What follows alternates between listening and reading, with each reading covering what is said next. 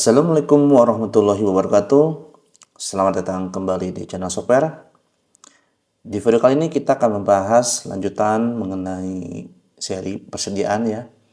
Kita akan fokus pada fitur picklist.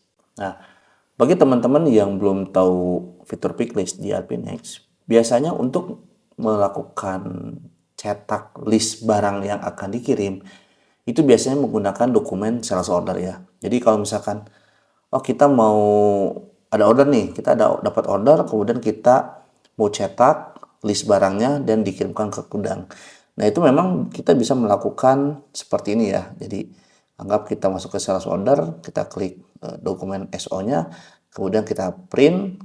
Nah, seperti ini, terus kemudian kita kasih. Atau misalkan ada kekhawatiran mengenai masalah harga, sebetulnya kita bisa menggunakan atau memodifikasi print formatnya sehingga munculnya hanya list barangnya aja gitu ya. Nah, tetapi sebetulnya di AdminX itu punya picklist yang memang fungsinya itu untuk membantu teman-teman dalam mempersiapkan barang yang akan dikirim. Apalagi kalau misalnya teman-teman punya bisnis yang memang secara ordernya itu memang banyak, masif gitu ya. Jadi misalkan sekali order datang 100, 200, 500, sehingga membutuhkan dokumen khusus terkait persiapan barang yang akan dikirim. Nah, di picklist ini itu memang tidak terjadi pengeluaran barang ya. Jadi tetap pengakuan keluar barang itu adanya di delivery note. Sehingga picklist itu hanya membantu atau tools untuk mempersiapkan barang apa aja yang dibawa. Nah, picklist itu ada di tengah-tengah gitu antara sales order dan delivery note. Nah, apakah kita perlu pakai picklist? Nggak juga ya sebetulnya. Artinya bahwa sebetulnya menggunakan sales order pun masih bisa. Selama memang kebutuhannya ya simpel ya, cetak barang yang akan mau disiapkan, mau dikirim, udah bisa langsung gitu. Tapi di picklist ini sebetulnya bisa lebih powerful lagi kalau memang teman-teman membutuhkan persiapan pengiriman atau barang apa aja yang harus dikirim. Nah, picklist ini ada di modul persediaan. Kalau kita masuk ke sini, kita akan nemu picklist. Nah, ini ya picklist di sini. Kalau misalkan kita mau berdiri sendiri itu bisa juga, artinya bahwa kita bisa bikin dokumen picklist langsung dari sini. Kemudian nanti kita bisa pilih berdasarkan work order atau berdasarkan delivery misalkan ya. Nah, kita akan coba untuk membuat picklist dari sales order. Oke, misalkan kita mau bikin sales order dulu misalkan ya. Oke, kita buat sales order, misalkan ada item kita punya item, misalkan kita ada pesanan 10 harganya sekian, terus kemudian apa lagi ya, oke, ada telur sebanyak 20. Oke.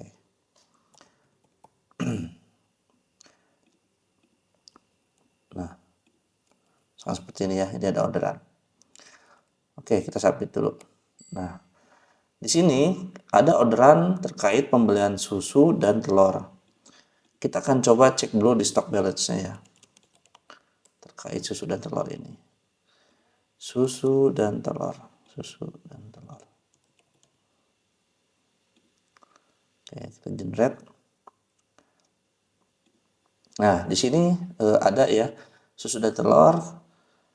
Posisinya ada di gudang stores, ada di untuk telur ya, ada di gudang store, ada juga di gudang finish good. Untuk susu ada di gudang bin 1. Nah, kalau kita lihat struktur gudangnya seperti ini ya, teman-teman. Nah, ini gudang utama, ini ada room 1, rak A, bin 1. Nah, berarti tadi telur itu susu ya, ada di sini. Oke, coba cek. Oh ya, susu ada di bin 1. Sedangkan telur ada di store atau di finish. Nah, kita kembali lagi ke sales order. Oke, tadi yang udah kita buat yang ini. Nah, dari sini kita bisa cetak ya.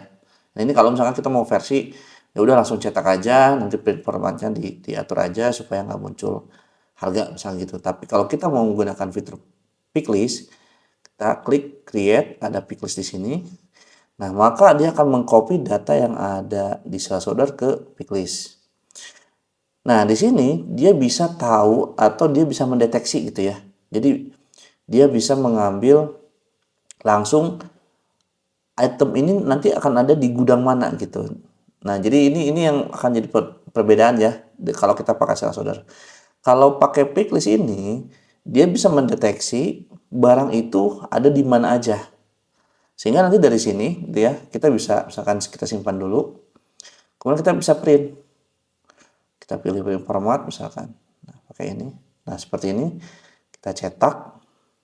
Nah, setelah cetak ya tentunya ini bisa dikasihkan ke tim atau ke orang yang memang biasa melakukan pengambilan barang gitu seperti ini. Jadi udah cetak, dia bisa checklist dan lain sebagainya. Nah, itu kalau misalkan kita cetak ya. Tapi sebetulnya kita bisa memanfaatkan fitur pick list ini gitu ya. Jadi kalau misalkan teman-teman punya barcode reader atau memang barangnya itu ada barcode-nya. Contoh seperti ini ya, saya ada susu di sini. Kita coba pakai barcode.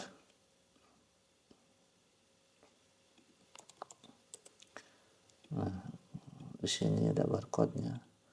Kita copy dulu. Oke, baik. Nah, misalkan teman-teman udah punya barcode, terus kemudian di sini perhatikan ya, di sini itemnya, kemudian adalah gudangnya, terus inilah quantity yang dimintanya sesuai dengan sales order. Ini karena kita pun sebenarnya bisa kombinasikan ya, atau bisa kayak yang ini kan beda ya. Kita bisa aja ini 20 kalau memang tersedia. Nah, bisa jadi seperti ini. Oke, ini nggak bisa jadi karena memang stoknya sudah tidak ada ya. Kita coba cek dulu balance. Oh iya betul, memang stoknya hanya 17 di sini. Sehingga dia ngambil 3 ke berikutnya. Nah, ini salah satu kelebihannya bahwa bisa mendeteksi barang ini tersedia di mana aja. Nah, quantity in stock UOM ini konversinya ya. Jadi kalau ini memang satuan permintaannya, ini satuan secara stoknya. Nah, yang kan adalah jumlah barang atau jumlah quantity yang sudah diambil gitu ya. Jadi kalau misalkan contohnya kita pakai wadah, terus pakai scanner, terus kita ambil nih kerak dan sebagainya, terus kita scan di sini. Nah, maka otomatis langsung bertambah di sini bahwa di bin ini diambil 1. Kita scan lagi nih. Terus nah seperti ini itu kan. Nah, gimana kalau banyak? Nah, ini kan sebetulnya capek juga nih kalau misalnya kita harus nge-scan 10 kali ya.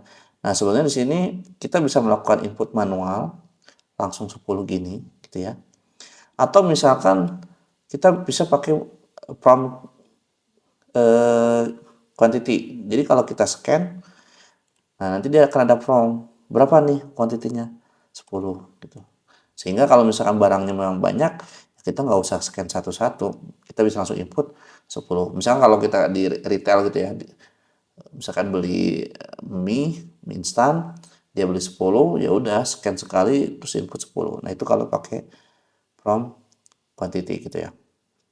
Nah, di sini ada properti lainnya juga ya. Di sini ada pick manually. Nah, pick manually kalau misalkan jadi gini ya. Kalau barang ini itu pakai batch, misalkan di sini, kebetulan ini nggak ada batch ya, atau sebetulnya ada, karena ini nggak di checklist, maka ini udah otomatis barang ini bakal diambil ke gudang mana gitu. Nah, tapi kalau misalkan kita pengen menentukan, oh saya pengen ngambil ke gudang ini, atau misalkan kalau kebetulan memang item ini adalah batch, saya mau pengen batch yang ini. Karena kalau kita nggak checklist ini, dia akan ngambil otomatis. Nah, kalau kita pengen versi manual, kita tinggal checklist di sini. Maka otomatis ini bisa diedit gitu. Termasuk kalau dia misalkan jenisnya batch, nah nanti bisa dipilih batch yang mana gitu. Jadi ini fungsinya adalah kalau kita ingin memang melakukan pengambilan secara manual, tidak mendeteksi otomatis itu. Nah, kita bisa lakukan di sini. Seperti itu, teman-teman gitu ya. Nah, oke, kemudian di sini ada properti lain, mungkin yang paling perlu disadari ada scan mode ya. Di sini diinformasikanlah jika kita checklist, maka pick quantity itu tidak akan otomatis bisa di fulfill atau bisa disubmit kecuali kalau intinya gini, dia nggak akan bisa submit kalau belum terisi. Nah, ini kalau saya checklist ya. Oh, sorry. Oke, kita checklist. Nah, ini kalau submit harusnya nggak bisa nih. Nah, dia nggak boleh. Kenapa? Ya karena memang belum beres gitu ya. Jadi ini harus dilengkapi dulu. Nah, kalau misalkan kita unchecklist, artinya dibolehkan, maka kalau kita submit ini bisa. Nah, seperti ini teman-teman gitu. Jadi dia langsung otomatis mengupdate ya, dianggapnya udah fulfill. Nah, ini memang picklist ini tuh bisa kita pakai langsung pakai form ini, bisa gunakan untuk pakai print format seperti ini. Artinya dia multifungsi ya. Jadi tergantung nanti situasi teman-teman di lapangan. Kalau memang model bisnis teman-teman yang retail atau memang frekuensi pengambilan barangnya itu tinggi gitu kan, dan butuh menjaga memvalidasi apa aja harus dibawa, atau memang di gudangnya itu banyak banget gitu kan, picklist ini sangat membantu sekali gitu ya. Jadi teman-teman bisa tahu bahwa apa aja sih yang harus diambil oleh pihak picker gitu, tanpa harus ngecek itemnya di gudang mana, itemnya di gudang mana. Nah, itu nggak perlu lagi. Karena di sini pun kita bisa levelnya bukan gudang ya, artinya dia bisa level yang paling terendah, paling apa, di level bin misalkan gitu, rak atau lain sebagainya seperti itu. Nah, dari sini ketika udah selesai, maka kita bisa lanjut ke proses berikutnya yaitu delivery note gitu ya. Jadi di sini kita create delivery note, nah, maka dia akan dilempar ke halaman delivery note. Nah, ini. Nah, kayak seperti ini. Jadi barulah di sini ketika kita submit, pengakuan barang atau pencatatan barang keluar itu sudah diakui. Seperti itu teman-teman. Oke, itu terkait picklist.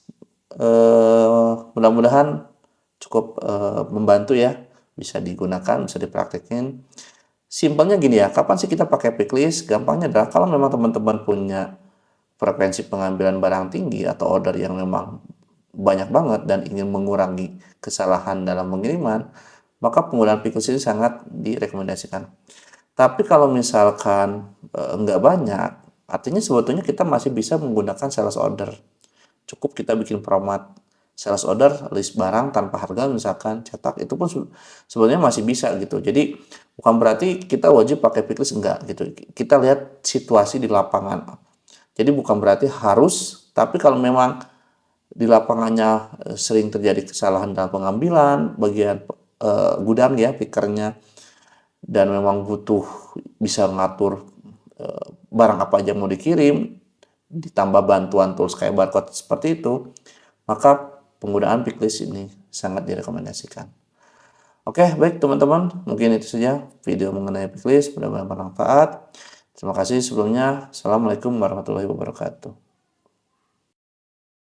Nah, buat teman-teman, kita sedang melakukan survei kecil-kecilan. Survei ini itu maksudnya adalah kita ingin mengumpulkan informasi atau data terkait yang berminat atau memiliki ketertarikan menggunakan ERP Next. Apakah Anda seorang developer, seorang implementer, ataupun seorang pengusaha yang butuh sistem ERP atau ERP Next. Nah, teman-teman bisa mengisi form survei kecil kita, di mana di situ nanti akan ada informasi tentang gathering gitu ya. Jadi kita lagi mencoba untuk melakukan gathering, cuman memang kita sedang mencari ide apakah gathering di sini itu lebih ke ngopi bareng kah, atau misalkan kita bikin venue seperti itu, dan tentunya memang harus ada biaya sebagainya, atau sekedar ketemu di tempat kopi bayar sendiri. Nah, itu silakan teman-teman bisa isi di form yang sudah disediakan, atau teman-teman bisa scan aja ya di video ini.